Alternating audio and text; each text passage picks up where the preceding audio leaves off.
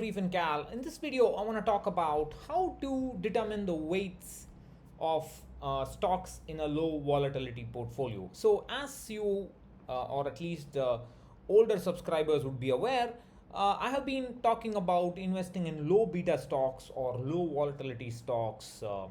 That is stocks which have very little volatility in the price but have also moved up over the last 6 months or the last 1 year and so on. So low volatility stocks with positive momentum. And I have been saying that you can use my screener, or there are other ways to do it as well, my monthly screener, to select in them and so on. So one question that people have asked me is that how do you determine the weights? Well, to be frank, when I started investing in low volatility stocks, I did not adopt this strategy. So my stock portfolio is small in value, and it's also small in the number of stocks. I have a video on all this. Please look at that. And I haven't particularly paid much attention to weights, but that's something that you can do if you want to start off afresh. But in any case, you can understand, at the very least, this video will help you understand how stocks in a low volatility index are weighted. So this is a list of 24 stocks taken from my screener, but this is old data. This is January 2020 data. If you look at the recent data, if you have purchased the screener and looked at recent data, this 24 stocks would have got down to 10 or 20 or whatever number. Sorry about that. I'm still getting the hang. I hate Google Sheets. I have to install Excel here. I still have not got to do that. So 24 stocks in January 2020 before the market crash dropped down to 5 or 6, and then it started moving up again after the recent upward movement and so on. So I'm going to show you how to weight these stocks. I'm going to weight all the 24, and then you can then we'll talk about how to implement it and an alternative and so on.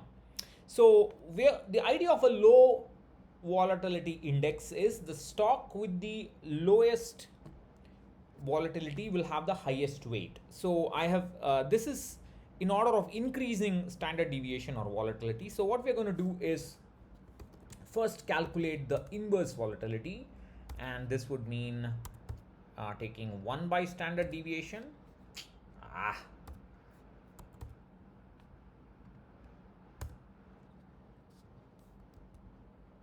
And then copying that down. So that's 1 by standard deviation, and then what we're going to do is to take the sum of this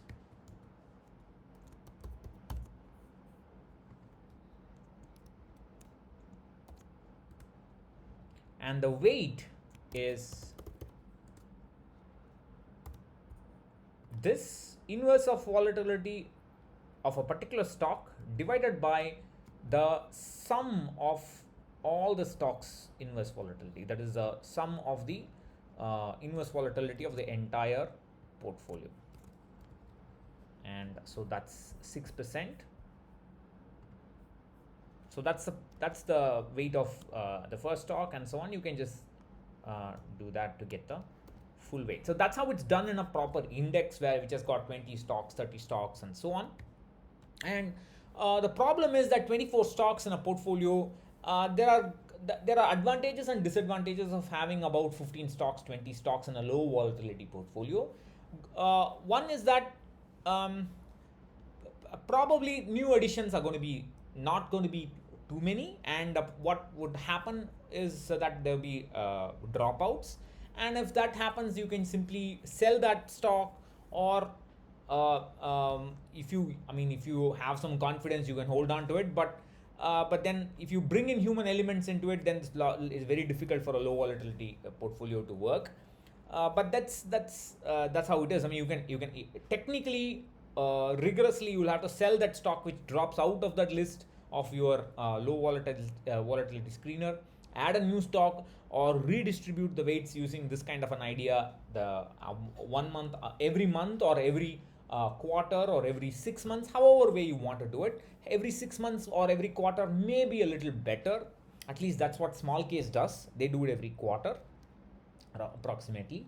And or another way to do is you can start with a 5 stock portfolio, and then you can as you go to the next quarter or so, you can add more stocks to it. Depending on if there are more stocks, you can add stocks and change the weights or uh, play it however way you want. The problem is that if you hold 6% of HUL and a couple of months down the line, if HUL drops out of your low volatility list, will you have the discipline, the emotional maturity to sell it and buy something else? It's very very difficult to do that. Personally, I mean I don't do it. I don't do it in the sense that I don't track my volatility as rigorously as I should. But that's because my stock portfolio is kind of, it's a toy stock portfolio. I'm just fooling around with it. But if you're actually going to implement a low volatility portfolio as your main investment strategy, then you need to have that discipline. But then emotional biases will come into play. So this is how you do it. My suggestion is you start with either 5 stocks or 10 stocks, and then if there's something drops out, you can just hold on, wait for it to recover, or you can add a new one and make it, you can increase the bloat and the number of stocks to 15 or 20, but however way you want, but have a limit. Let's say I'm not going to have any more than 15 stocks. If it becomes more than 15, I'm going to get rid of the stocks that are not really low. I mean, at least in the sense that they're not in the top 10 or top 15 in terms of low volatility. Of course, I must clarify that low volatility here means two things. One is low standard deviation, or it can also mean low beta. Low beta is a relative volatility measure with respect to the Nifty or the Sensex or whatever.